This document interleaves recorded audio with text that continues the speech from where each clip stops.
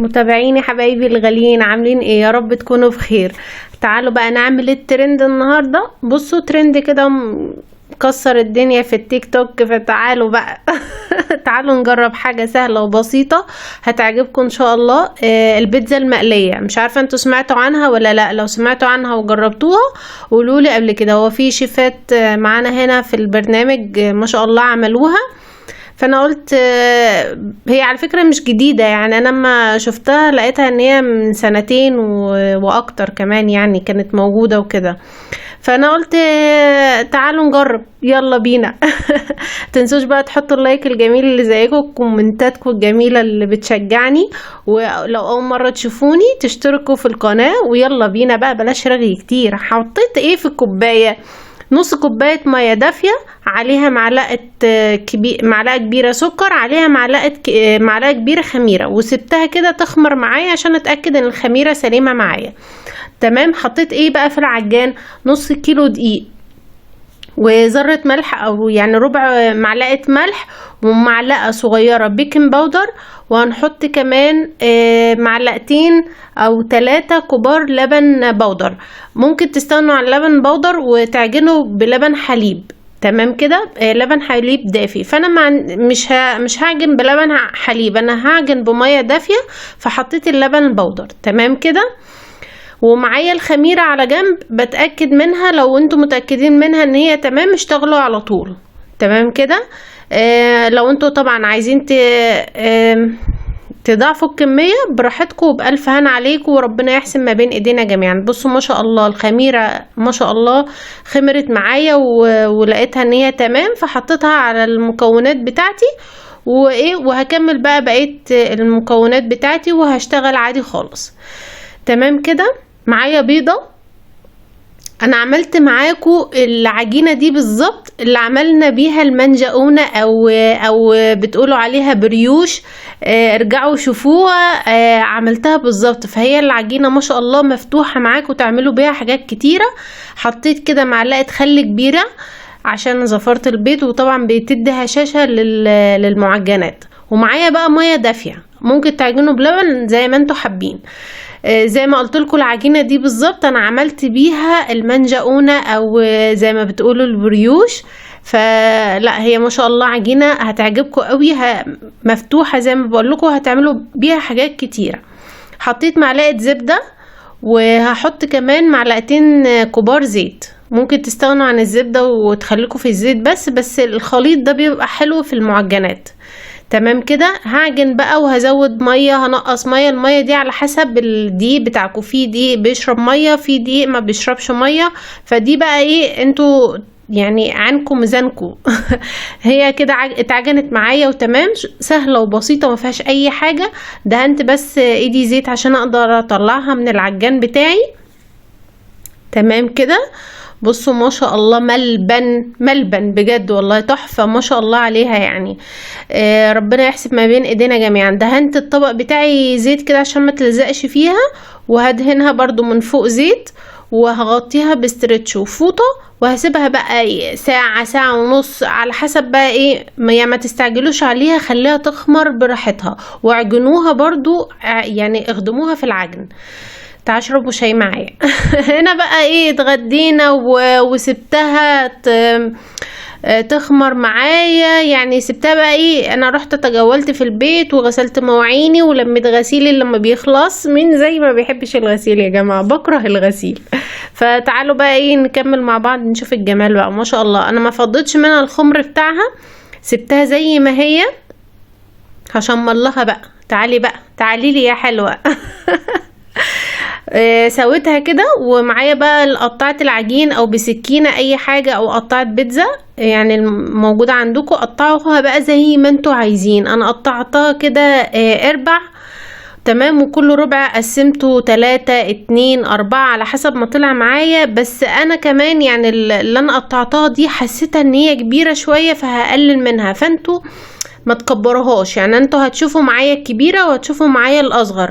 انا بصراحة حبيت الصغيرة. بصوا هنا ديت اللي انا قطعتها اول واحدة. هو انا حسيتها وانا بشتغل كبيرة، فبعد كده هصغر بقى الحجم شوية. هنا بقى معايا ايه؟ بواقي التلاجة. عارفين بواقي التلاجة؟ هو ده. جبنات بقى مشكلة، وكان عندي لانشون، كان عندي زيتون مخلي، فلفل الوان، فلفل اخضر، جبنة رومي، موتزاريلا، شيدر. بصوا لميت التلاجة وحطيتها في الطبق ده. فالمتاح عندكم اشتغلوا بيه. الحشوة دي بقى حاجة ترجع لكم. عايزين سوسيس، عايزين مثلا عندكم بواقي فراخ، عندكم بواقي لحمة، اي حاجة بقى، هوت دوج، سوسيس، اي حاجة انتوا عندكم متاحة اشتغلوا بيها. طبعا لو انتوا بقى مش عايزين تعملوها مقلية كده وعايزين تعملوها بيتزا عادية، في الصينية وافردوا ويلا بينا على الفرن على طول. بس احنا قلنا ايه، حبينا ندلع الدنيا كده وادلعكم معايا ونجرب برضو الترند الجديد. مش هيقول لا يعني. هنشوف النتيجة في الاخر عاملة ازاي. زي ما انتوا شايفين بقفل كويس قوي، وطبعا بغطي العجين بتاعي عشان ما ينشفش، لان انا كمان كنت مشغلة المروحة، فانا مش عايزاها تنشف عشان الوش بتاعها ما يعملش قشرة وتفضل طرية لغاية اخر واحدة. بدأت كده احشي زي ما انتوا شايفين. تمام كده. واقفل اهم حاجة التقفيلة ديت، عشان ما اما اجي اقليها هي تتقلى في الزيت. وهنجرب كمان في القلاية. انا كنت هقول ايه؟ اللهم صل على النبي. قفله كويس جدا من تحت. تعالوا اشربوا شاي يا جماعه. الشاي ده بصوا انا بقى ماليش في يعني اي حاجات تانية غير الشاي بصراحه. يعني هو الشاي هو اللي بيعدل الدماغ. بحب ارغي معاك واعمل ايه. انا رغايه مش رغايه بطبيعتي والله. بس يلا هكمل بقى كل الكميه، وزي ما بقول لكم قفله كويس قوي. معايا بقى بقسماط ناعم ومعايا لبن. تمام كده. لو انتوا مش عايزين لبن ممكن تضربوا بيضة. لو في لبن بسيط بس اضربوا بيضة في الكوم بالبيضة وحطوا في اللبن او البيض واعملوا بالبقسماط بالطريقة العادية بقى. بصوا مين زي يا جماعة كل شوية يروح يغسل ايده؟ قولولي لو حد زيي. قولولي في الكومنتات. بصوا بدأت بقى احط كده في اللبن وارجع احط في البقسماط. سهلة جدا ما فيهاش اي حاجة. هخلص كل الكمية بتاعتي بنفس الشكل.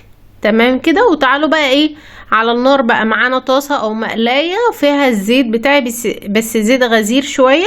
واللي تقولك ما بتشربش زيت قولي لها خديها يا حبيبتي اعمليها عندك او اقليها عندك.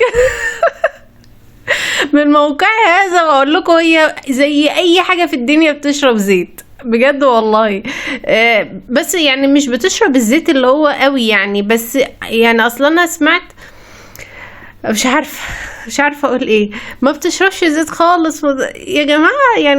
يعني الناس الخامات غاليه، الزيت غالي، الدنيا غاليه. يعني نرحم بعض شويه يعني. وخلي بالكم عشان ماما بتصدقكم قوي اقسم بالله. فربنا يرحمنا يا رب ويعنا جميعا ويوسع علينا من وسع ويرزقنا كلنا من وسع. اللهم امين. زي ما انتوا شايفين كده حطيتها بقى مش معليه النار قوي عشان برضو ده عجين وعايزاه يستوى معايا. وبدات الطروف كده بدات اقلبها يمين وشمال وطلعتها على المناديل بتاعتي. وتمام. هخلص بقى كل الكميه بتاعتي بنفس الطريقه.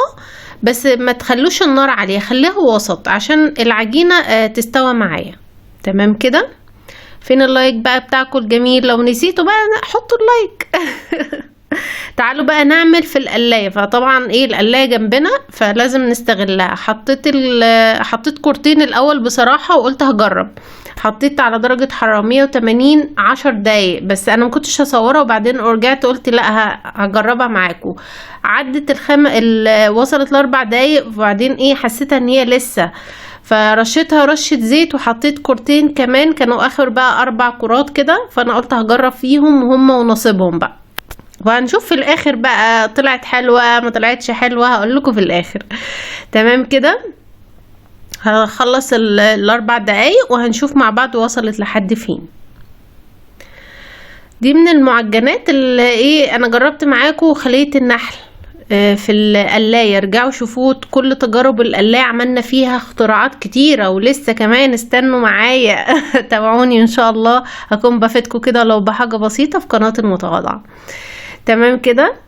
وبجد انتوا مشرفيني ومنوريني، يعني الناس اللي بتدخل جديد دي انا ببقى مبسوطة قوي. اي حد بيعمل لي لايك، اي حد بيعمل لي كومنت، بجد بتفرحوني وبتشجعوني كمان. فربنا يخلينا كده لبعض، ونبقى ان شاء الله عيلة كبيرة بإذن الله بيكوا ويلا حصل خير يا جماعة. زي ما انتوا شايفين بدأت قلبتها كده وطلعت بقى اللي طلعته. وتعالوا بقى ايه شوفوا بقى الجمال، بصوا ما شاء الله. تعالوا بقى هسمعكم الصوت القرمشة، يلا بينا.